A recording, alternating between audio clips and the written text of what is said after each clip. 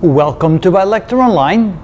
From a practical perspective, it is not the right thing or the smartest thing to do when you try to solve circuit problems using Laplace transforms, that you work everything out, that you always work out the integrals, because by now we can see that there's what we call a set of transform pairs. For every particular function in the time domain, there's a corresponding function in the frequency domain, and it's usually a lot easier just to memorize the table, or at least reference the table while you're working out the problems. So here we have a few functions that we transformed already. For example, the step function, now we know that's 1 over s, and when we transform the e to the minus at, that's 1 over s plus a. If we transform t, that's 1 over s squared, and so forth. You've seen examples already in this set of videos on how to do that. But from now on, we can just simply memorize the result. So when we see a delta function, that's simply 1 when we do the transformation. When we have t e to the minus at, that's 1 over the quantity s plus a squared, and so forth. So simply memorizing the transformations to go from the time domain to the frequency domain makes a lot of sense and makes things a lot easier.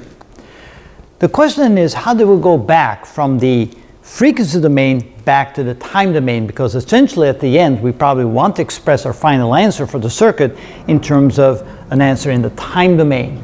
And that is a little bit more tricky, because what you end up finding is that you don't get these exact formats. What you will need to do is whatever the result is that you get from transforming your equation in the time domain, your function in the time domain, into the frequency domain.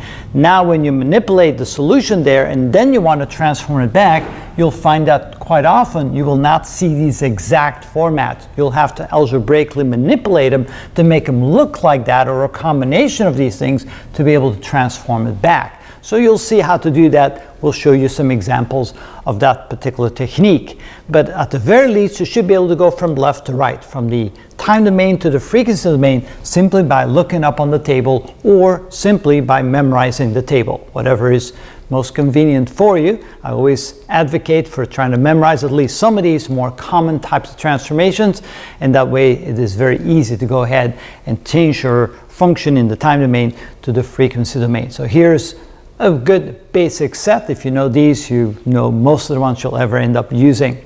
So we'll now show you in the future how to utilize these in some examples, in some circuit examples, and then we'll also teach you how to go back from the frequency domain back to the time domain once you found your solution in the frequency domain. So stay tuned and we'll show you how to do that as well.